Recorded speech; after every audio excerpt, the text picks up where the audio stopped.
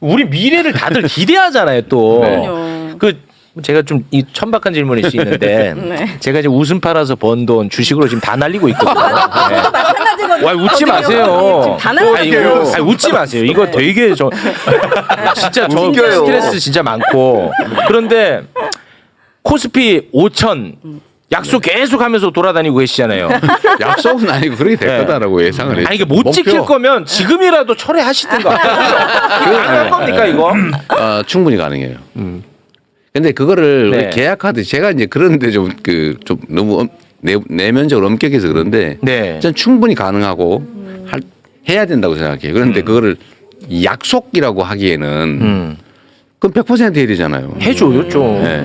근데 그런 이제 그 때문에 근데 아니 대통령이 주식시장을 지배할 수는 없어요. 아니, 없죠. 약속할 수 없는 네. 거지만. 그래서 제가 그런 문제 때문에 저도 이제 펀드를 구매를 했잖아요. 네 이번에. 저는 남을 거라고 확신하거든요. 종목을 좀 알려주시고.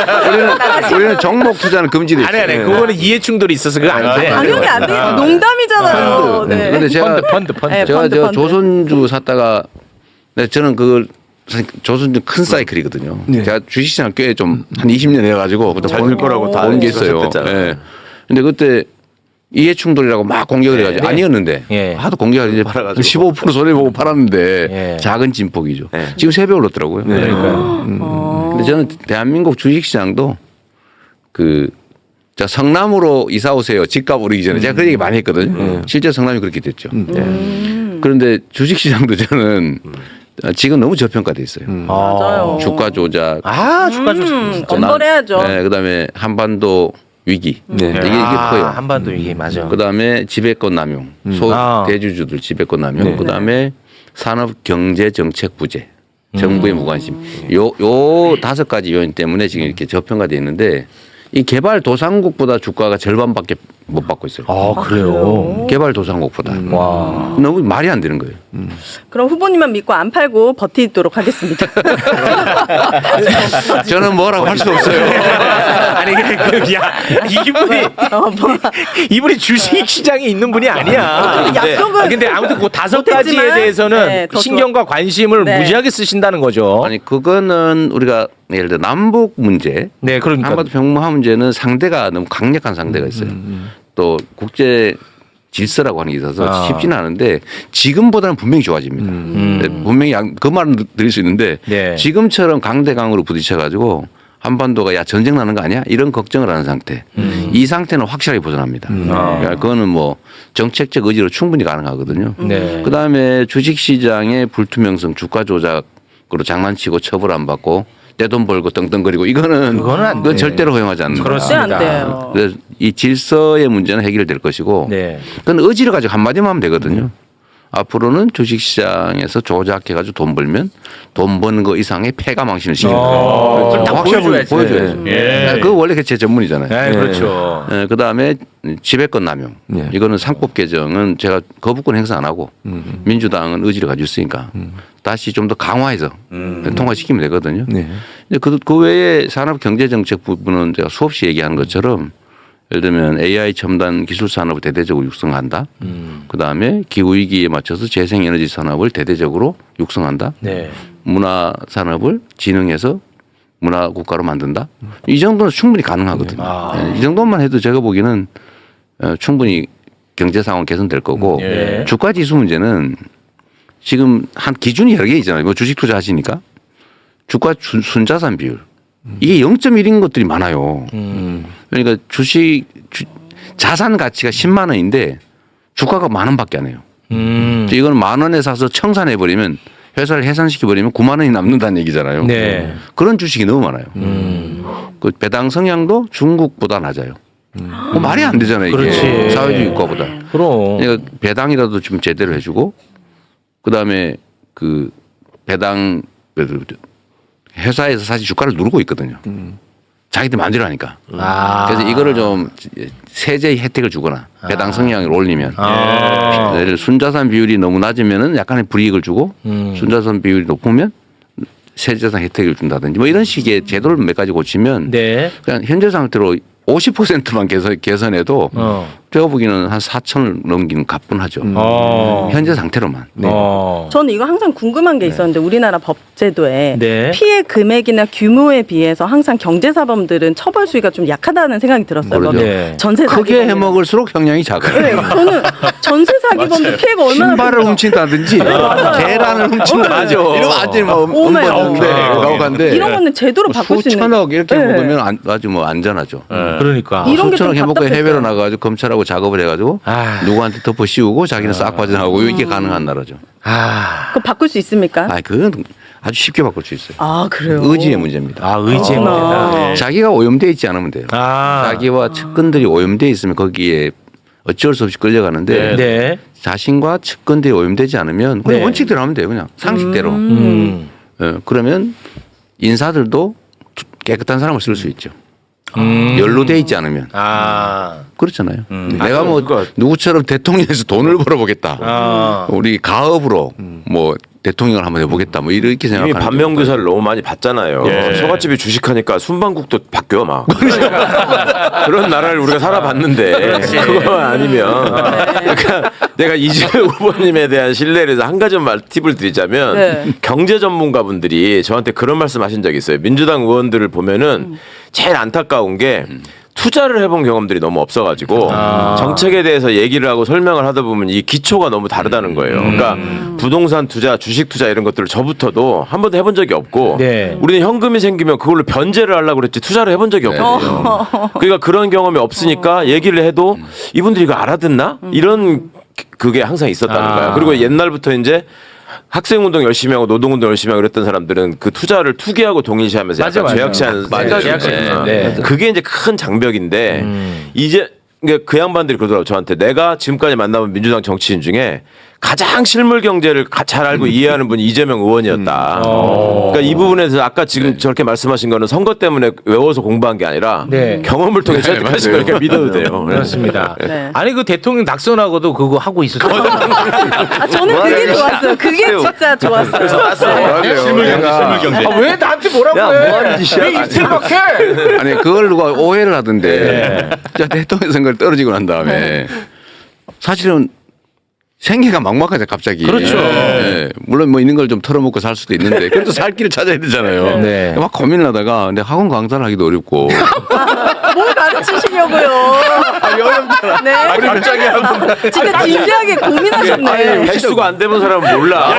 고민한 거야 내가 볼 때는. 고민하신 거야. 그렇다고 내가 어디 변호사 사무실 고용 들어갈 수도 없고 그렇다고 뭐 개업한다고 사건이 올 것 같지도 않고 정말 그럼 유튜브 할까 이런 겁니다. 유튜브 쉽지 않아요. 아, 제가 책 찾아보고 연구도 하고 내가 누구한테 물어보기도 했어요. 이게 소득을 어떻게 올리냐. 실제로. 그러다가 할 수 없다. 본업으로 가자 이래서 제가 주식 그때 막 연구를 해가지고 그때 두 가지 종목 중에 하나를 골랐던 거죠. 네. 사실은 정말 아까운데 어쨌든 저는 그런 생각이 들어요. 대한민국이 부동산 투기 때문에 얼마나 고생합니까? 맞습니다. 이건 언젠간 사고가 나거든요. 너무 높아요 지가가 맞아. 부동산 가격이 예, 예. 소득에 비해서 너무 높기 때문에 언젠간 사고가 나요. 이제 폭탄 돌리기로 가는 거거든요. 그런데 물론 이 가격이 안정적으로 관리되고 경제 성장이 그걸 받쳐주면 그런 사고는 안 날 수 있어요.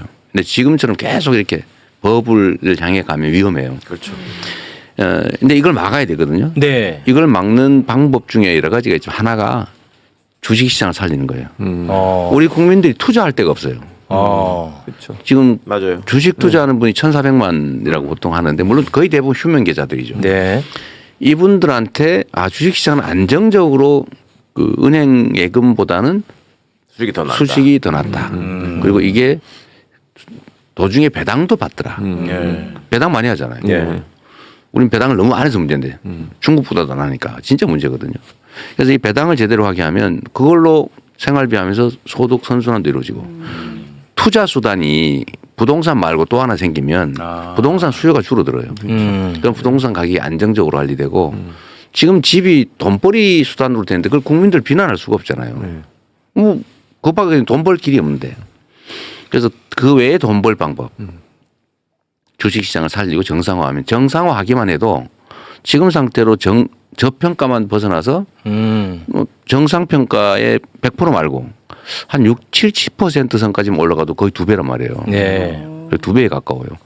그럼 그것만 해도 수천조의 아니 지금 미국 국부가 주식에 생기는 투자한 우리 시장 못 믿어가지고 미국으로 예, 엄청 이렇게 그 많이 나간 돌아와도 것만 해도 지금 네. 120조 원 정도 된다는 거예요. 아. 그중에 절반만 국내 주식시장에 들어오면 주가가 얼마나 그러니까 오르겠어요. 그만큼 오르는 거죠. 근데 주식시장 못 믿는 거거든요. 네. 그걸 믿게 해야지. 아. 그래서 이게 대한민국의 경제를 다시 살린 핵심 수단이에요. 주식. 주식시장 살려야 돼. 그래야 기업들이 자본 조달을 이자 없이 쉽게 할 수 있어요. 그렇죠. 그 국민은 투자 수단이 생기고 예. 부동산 시장도 안정화시키고 돈도 좀 벌고 국부가 늘어나요. 예를 들면 국민연금이 가지고 있는 주식의 가치가 올라갈 거 아니에요. 네. 대한민국 국민들이 가지고 있는 주식이 재산이 늘어나는 거죠. 근데 이게 정말 정부가 해야 될 중요한 일인데 쉽다니까요. 그게 어려운 게 아니에요. 이번 토론회 때 이런 얘기들이 많아졌으면 참 그러니까 좋았을 해야 되는데 텐데. 막 내가 저 하고 싶었죠. 하고 싶었는데 뭐 이상한 얘기만. 아, 나 정말 숨막혀 참 답답했어요. 그러니까 뭔가 그 미래를 우리가 이제 그릴 그러니까 수가 누가 더 잘할 거냐, 있잖아요. 이런 그렇지. 얘기를 해야 되는데. 그러니까 정규재 선생하고 우리는 예상할 때 한 판 뜨나 보다 이렇게 생각하지만 얘기를 하니까 국민에 대한 국가에 대한 충성 애정이 있잖아요. 네. 그러니까 어떻게 하면 더 잘할 거냐를 논의하게 되니까 저질스럽지 않게 되는 거예요. 네. 근데 어떻게 망가뜨릴까? 그렇지. 잘하기 경쟁하는 게 아니고 어떻게 하면 상대를 망가뜨릴까? 맞습니다. 이렇게 하니까 또 엉망진창. 저는 네. 정말 방송 토론 많이 해봤는데 이제 시장 출마할 때부터 그렇죠. 이런 경우를 처음 봤어요. 네. 아니 뭐 오늘 제가 뭐 사실은 좀 낯뜨고 아니, 그 얘기는 네. 네. 어쨌든 그 얘기는 그러고 하지 말고. 어쨌든 네. 주식시장을 살리는 게 중요하고 네. 어렵지 않고 네. 꼭 해야 되고 가능하다. 네. 네. 아, 오늘 보니까 제가 이 얘기 그 펀드 가입했다고 어제 그 증권주가 많이 네, 올랐다던데. 오늘 그 보도 많이 났더라고요. 증권주가 상한가라고 예, 신고가를 네, 갱신했다던데. 보도 많이 났어요. 근데 요거는 이제 하나 얘기하고 가야 됩니다. 이재명 테마주라고 하는 것은 그 실체 없는 겁니다. 그 얘기 한번 해야 돼. 이거 해야 돼 이거는. 제가 이재명 테마주래요. 제가 나하고 뭔 상관이 있지? 이거 찾아봤어요. 네. 아무 상관이 없어. 그렇지. 빨리 요거 정확하게 짚으셔야 돼. 하고 이야기를. 그리고 상관이 있은들 제가 그런 기업에 저하고 무슨 인연이 있고 관계 있다고 특혜를 주겠습니까? 그거 하지 말라고. 저는 오히려 의심받지 않기 위해서 불이익을 줄 가능성이 많은 사람인데 또 그렇게는 하지 마시고. 제가 실제나 도전하는 실제 그랬어요. 네. 그렇죠. 누구 친인척이나 누가 찾아오면 제가 비서실장한테 시켰어요. 뭐라고요? 시장 또는 도지사한테 지시받은 게 있다. 시장이나 도지사한테 직접 얘기한 거는 불이익을 주거나 일부러라도 빼라. 왜냐면 나중에 문제 될 수 있다. 그러니까 그냥 그건 일반 민원으로 내고 시장 도지사님한테는 얘기하지 마라. 라고 하라고 제가 시켜놨고요. 저한테 면담 오는 사람은 반드시 그 얘기를 먼저 들었어요. 그 민원을 얘기하면 불이익을 준다. 의심받거나 나중에 문제될 수 있기 때문에. 역차별이네요. 역차별은 불가피해요. 그렇게 사적 청탁을 하면 안 되죠. 정식 민원으로 내라고요. 네. 민원으로 내고 억울하면 그 챙겨달라고 먼저 그것도 민원으로 내면 정상으로 처리하면 되잖아요. 근데 그걸 왜 개인적으로 얘기하냐고.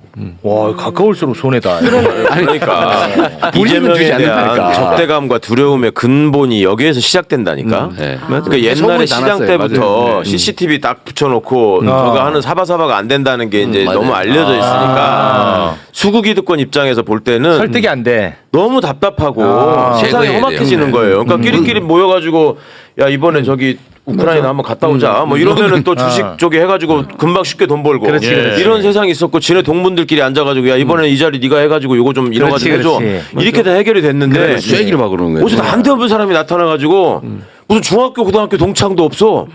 그러니까 너무 답답한 거예요. 어디 접근 통로가 없는 거예요. 맞아, 맞아. 흐름이 막혀버리는 거예요. 아 그리고 그 대장동 녹취에 그 얘기 나오잖아요. 이재명은 뭐라고 했지? 빨리 공산당 맞죠? 공산당 같은 땡땡이다. 이거 씨알도 안 먹혀. 이재명이는 저거 공산당 같은 놈이야. 아마 그 나오잖아요. 만나지도 못하고. 네, 그 나오잖아요. 십몇 년 동안 접촉을 했는데 네. 전화도 한 번 못하고 얼굴도 못 봤다는 거잖아요. 그러니까 그 와중에도 이재명 테마주 생각해내는 사람들 보면 천재야 내가 정말.